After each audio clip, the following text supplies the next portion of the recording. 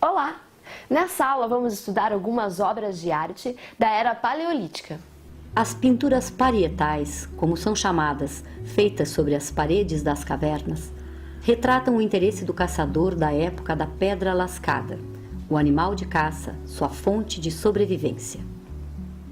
As cavernas do norte da Espanha e do sul da França abrigam um conjunto de obras pré-históricas mais ricos, encontrados até hoje. As mais famosas localizam-se em Altamira, Espanha, e Lascaux, França.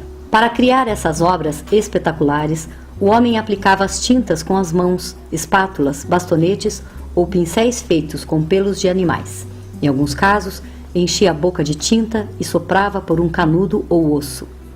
As tintas empregadas pelo homem pré-histórico eram conseguidas com materiais minerais: terra, carvão vegetal, ossos queimados e óxido de ferro, misturadas com gorduras de animais, argilas coloridas, sangue de animais e excrementos de aves.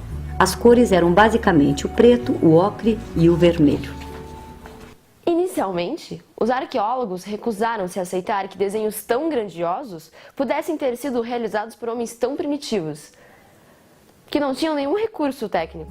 Os habitantes dessas regiões viviam em luta diária pela sobrevivência, castigados pelo frio, pela busca incessante de alimento e pelas condições precárias de vida, e mesmo assim conseguiam espaço para produzir obras de arte.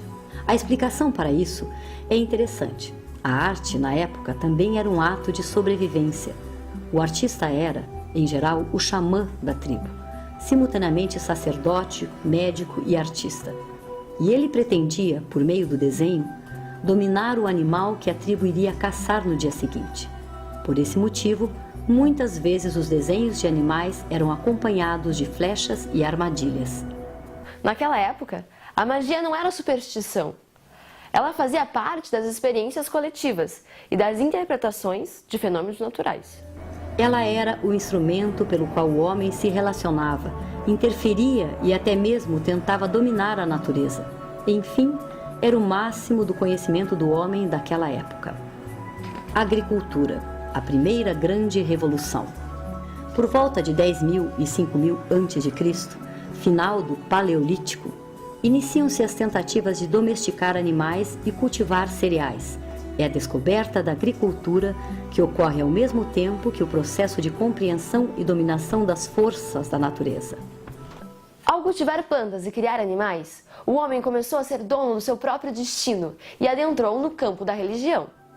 No início do período neolítico, o homem tinha sua sobrevivência razoavelmente assegurada pela perspectiva das colheitas e do abate dos animais mantidos em cativeiro, pecuária, e assim o homem começou a conhecer o verdadeiro ócio. Assim, a arte deixou de registrar o olhar atento do caçador em relação à sua caça e passou a ser ilustrativa e decorativa.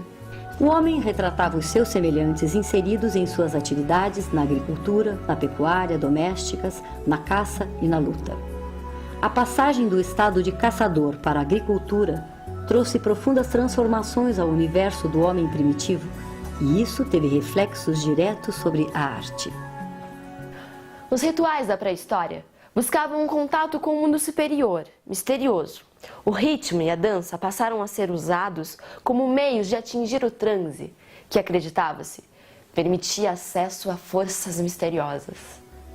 Um esboço do que viria a ser a arquitetura também apareceram nessa época com os rituais religiosos primitivos, e assim nasceram os monumentos megalíticos, mega, grande, litos, pedra. Os monumentos megalíticos têm como característica construções com pedras colocadas de pé, que tinha a função de honrar os mortos e se relacionar com os astros. Os mais famosos desses monumentos são Karnak, entre 5.000 e 2.000 a.C., na França, e Stonehenge, 4.000 a.C., na Inglaterra.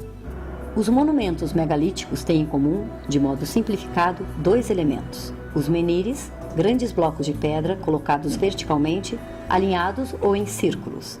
Dolmens, duas pedras verticais sustentam uma pedra horizontal.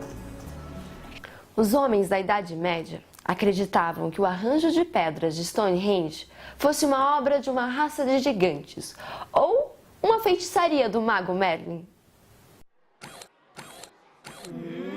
Já entendi.